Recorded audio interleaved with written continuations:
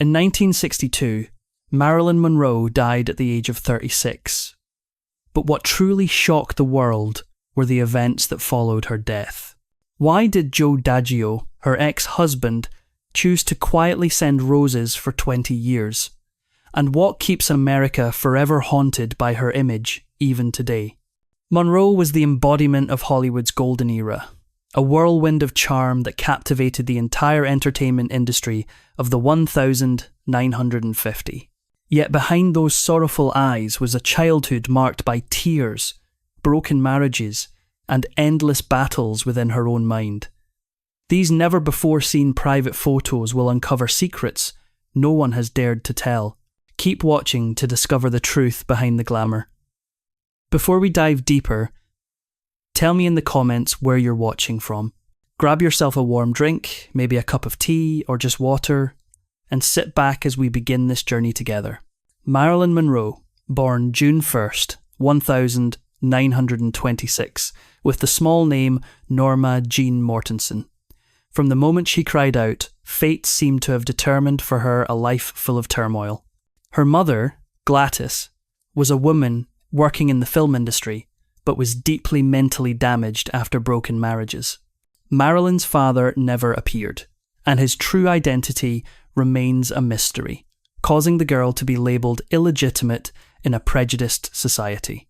Norma Jeane's childhood was a series of drifting days when Gladys sent Monroe to adoptive families. In her early years, Monroe lived with the Ballinger family, a strict Protestant family, while her mother worked many jobs in Hollywood. Although Gladys tried to get ahead, applying for welfare, buying a house, and becoming a landlord, her mental illness gradually became severe. The pain of losing her son made Gladys blame Monroe for surviving, leading to indifference and sometimes mental abuse. Monroe lived in an orphanage, then moved to 12 different foster families, repeatedly abused. At the age of 10, an incident occurred. She was sexually abused by a member of her foster family, a terrible memory that left her withdrawn, stuttering, and afraid of men for many years. When she turned 16, her final foster family had to move away. And, once again, Norma Jeane faced the terrifying prospect of being sent back to the orphanage. To avoid that fate, she made a decision far beyond her years.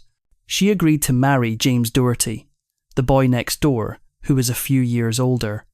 The marriage wasn't about love. It was simply her ticket out of the cold foster care system. The couple lived together on Catalina Island, where Doherty served in the Marine Corps. While her husband was away, Monroe worked in a munitions factory, her hands covered in grease and gunpowder. It was there that fate intervened. An army photographer sent to capture images of female war workers happened to notice her bright camera-ready face. The photograph, seemingly insignificant at the time, became the spark that ignited her extraordinary journey. She discovered a passion for the camera, for being seen, remembered, and celebrated. After the war ended and her husband returned, Monroe realised that a dull domestic life had no place in her growing dreams. She divorced Doherty and began her career as a pin-up model, marking the first step toward her transformation into Marilyn Monroe. Between 1945 and 1946, she threw herself into the world of modelling, determined to transform her appearance and image. From her natural light brown hair, she dyed it platinum blonde, a colour that would later become the signature of Hollywood's goddess. She trained tirelessly, learned how to pose, and chased every small modelling job she could find, enduring mockery from those who dismissed her as nothing more than a calendar girl. But Monroe knew one truth. If she wanted to be seen, she had to stand out. Hollywood at that time was dazzling yet treacherous, a glittering playground filled with traps. Young and beautiful women arrived every day, and many were forced to trade their dignity for the smallest chance of success. In her early years in film, Monroe couldn't escape that brutal reality. She accepted minor, often uncredited roles that were cut from the final films. While behind the scenes, she became a target of powerful men's desires. According to many accounts, In 1947, she was romantically involved with Charlie Chaplin Jr., the son of the legendary actor. What began as a seemingly sweet romance ended in humiliation when Chaplin Jr. discovered she had spent the night with his brother, Sidney Chaplin. The scandal spread quickly through the film community, turning Monroe into a subject of gossip. But the turmoil didn't stop there. In 1948, she became entangled with a 9-year-old studio executive who allegedly signed her to a contract on the condition that she be available whenever he called. The exploitation of young actresses was rampant in Hollywood back then, and Monroe's ordeal was far from over. As her Columbia Pictures contract neared its end, another executive tried to pressure her into a sexual relationship in exchange for a renewal. When Monroe refused, the studio promptly terminated her contract after only 6 months. It wasn't until 1948 that Marilyn Monroe's career began to show its first glimmers of success. She was cast in a small role in the musical Ladies of the Chorus, starring alongside veteran actress Adele Jurgens. Between these two seemingly opposite women blossomed an unusual friendship bound by a shared longing to be seen, to be loved, and as fate would have it, by affection for the same man. That man was Milton Berle, Adele's boyfriend, who later admitted that he had a brief but unforgettable affair with Marilyn during the filming. Yet behind the shimmering lights of Hollywood, Monroe's real life was brutally dark. Despite gaining some recognition, she still struggled to make ends meet. Rent, food, clothes, every expense weighed heavily on the fragile shoulders of a young woman barely in her 20s. In desperation, Monroe agreed to pose nude for a photo shoot, unaware that this decision would become a double-edged sword. One side paving her path to fame, the other forever engraving a scandalous stain on her life. By 1950, Monroe had reinvented herself completely. No longer the timid girl before the camera, she began reshaping her image to fit Hollywood's unforgiving standards of beauty. Under her manager's guidance, she corrected her front teeth, used hormone cream to lighten her skin, and endured 2 painful surgeries. One to refine her nose, and another to insert a chin implant that gave her face a more delicate contour. The unrealistic expectations imposed on women at that time were nothing short of cruel. One of Monroe's first notable film appearances came when she was cast as Miss Caswell in All About Eve. Though her screen time was brief, audiences couldn't take their eyes off her. But behind the glamorous glow was an overwhelming fear. Monroe rehearsed obsessively, only to forget her lines once the cameras started rolling. She tormented herself over every mistake, anxious to the point that the crew had to reshoot scenes multiple times. Ironically, her fragility and vulnerability captivated one of her male co-stars, sparking a brief affair that caused chaos when his wife, Hollywood star Zaza Gabor, grew so jealous she began tracking Monroe's every move to make sure she didn't steal her husband. In just 4 years, Monroe appeared in 16 films, an astonishing number for a newcomer. But the price she paid was her mental health, which began to crumble under the pressure. She once confided in her acting coach, saying, "There are voices in my head whispering to me." No one believed her. People thought she was being dramatic, seeking attention. But it was in truth the first cry for help from a fractured soul that no one took the time to mend. Just as she began to regain hope for the future, tragedy struck again. Her agent and lover, Johnny Hyde, suddenly died of a heart attack.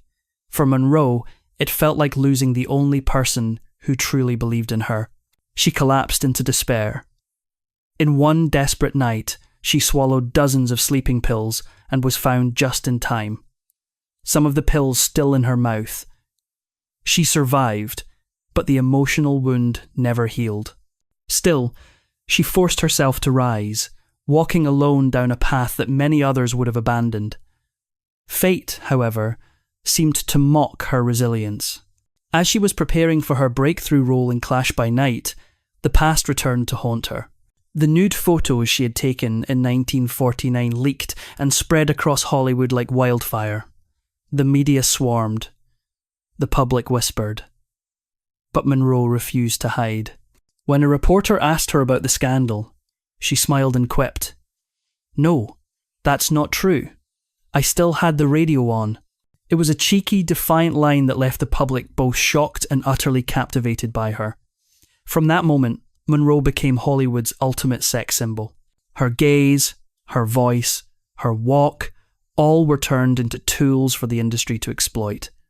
Yet, behind the glamour was a fragile woman battling physical pain and emotional torment. In 1952, chronic endometriosis left her in excruciating pain, forcing her into surgery. Before being anaesthetised, Monroe quietly taped a small note to her abdomen. "Please don't remove my ovaries. I just want to be a mother." While Monroe was struggling with her health and personal life, the public only saw her as Hollywood's new blonde bombshell. The year 1953 marked a major turning point in her career. She appeared in 3 consecutive blockbuster films, catapulting to A-list stardom almost overnight. Yet, fame didn't mean wealth.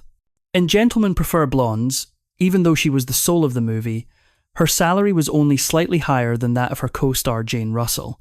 For Monroe, it was a bitter reminder that Hollywood didn't pay for talent. It paid for the image it wanted to sell. Studios quickly boxed her into the stereotype of the dumb blonde, a sexy but shallow caricature. Monroe despised it because she was far from stupid. In fact, she reportedly had an IQ of 168 and spent most of her free time reading, studying philosophy, and writing scripts. "I can be smart when it's important," she quipped. And gentlemen prefer blondes, but most men don't like it. That line, though written for the screen, was in truth her real voice echoing through the illusionary world of Hollywood. The more famous she became, the more she was rumoured to be difficult to work with. Monroe demanded retakes of scenes, sometimes dozens of them, because she felt her performance wasn't real enough. To others, it seemed like erratic behaviour, but to her, it was survival. In an industry that never forgave women for mistakes, perfection was her only defence.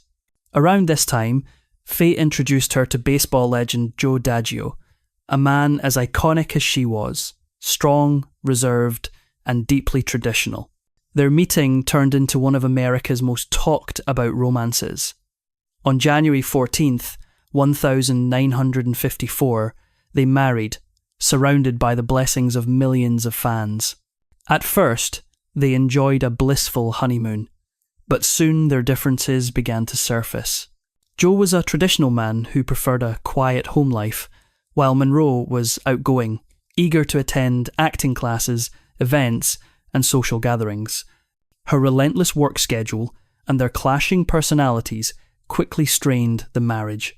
The final breaking point came when Joe began interfering with her career, banning her from playing overly seductive roles and trying to control every aspect of her personal life. The breaking point came with the infamous scene in The 7-Year Itch. The moment that became both a cinematic legend and the final straw in Monroe's marriage. On a crowded New York street, her white dress billowed upward in the gust from a subway grate. A scene that would forever define Hollywood glamour but devastate Joe DiMaggio. Standing among the spectators, he watched in fury and disbelief as hundreds of men cheered wildly at the sight of his wife.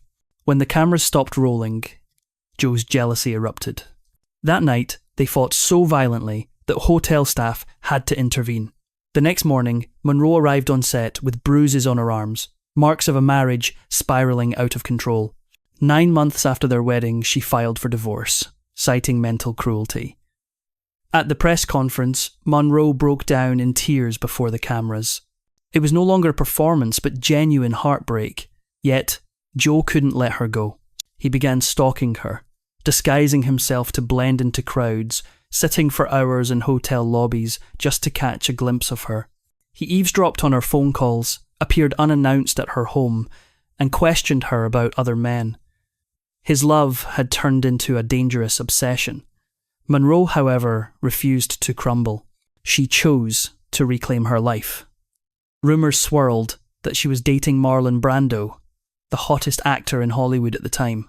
But more importantly, she began finding the strength to stand up for what she believed in. When jazz legend Ella Fitzgerald was banned from performing at a famous nightclub due to racial discrimination, Monroe took a stand. She called the club owner and said that if he let Ella sing, she, the biggest movie star in America, would sit front row every night for a week. She kept her promise.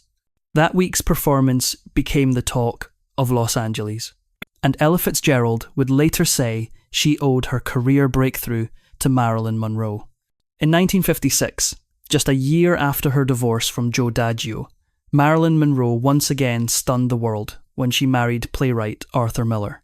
It was a union few could have imagined, the Hollywood goddess and the reserved intellectual.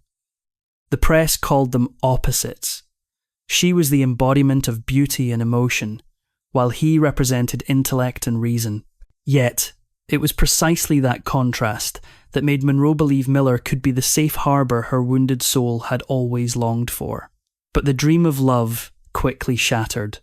In his private journal, Miller wrote Crew about the woman the world adored.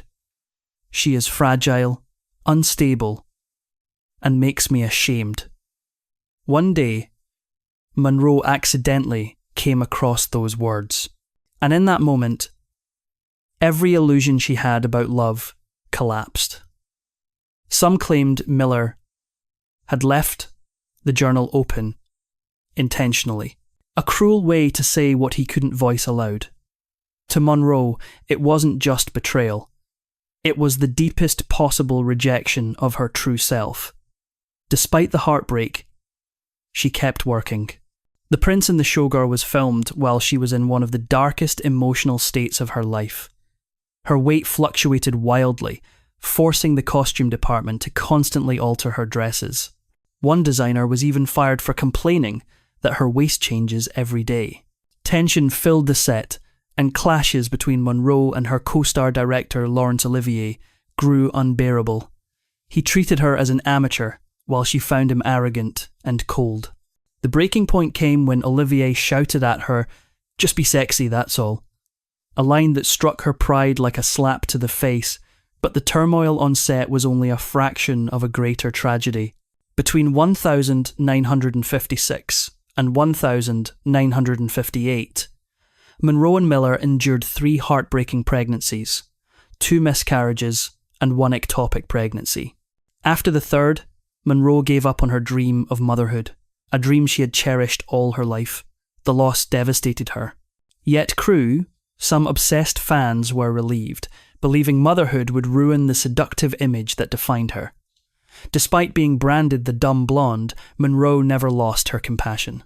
During the filming of Let's Make Love, she overheard a crew member lamenting that he couldn't afford his wife's funeral. Without a word, Monroe anonymously sent him $1,000 to cover the costs, ensuring he could mourn without financial burden. By then, her marriage to Arthur Miller was collapsing beyond repair. Monroe felt lonely, unstable, and unloved. In that emptiness, she began an affair with her married co-star, Eve Monton. Some reports suggested she became pregnant with his child, but once again the pregnancy ended tragically, shattering what was left of her already fragile heart.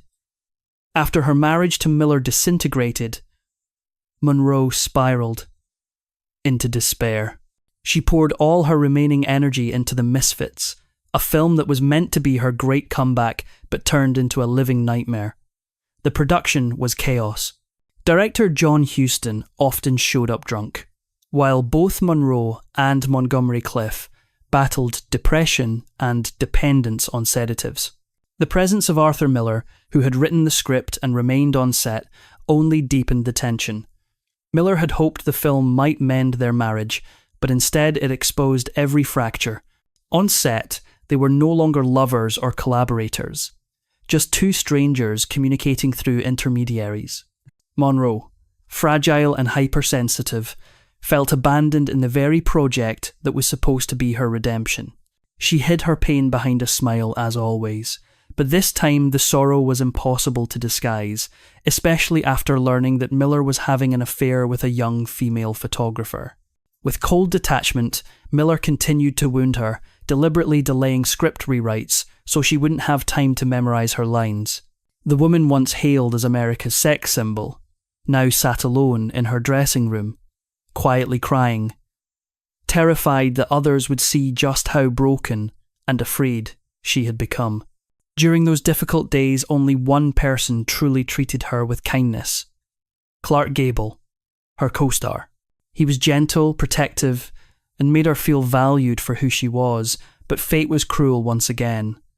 Just days after filming Wrapped, Gable died of a heart attack. Monroe was devastated. To her, it felt like life was slowly stripping away every last source of comfort and stability. Not long after, in November 1960, her marriage to Arthur Miller officially ended. Many thought she would finally be free, but instead darkness swallowed her whole.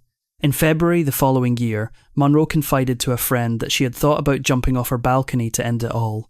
Fearing for her safety, her psychiatrist had her committed without her consent.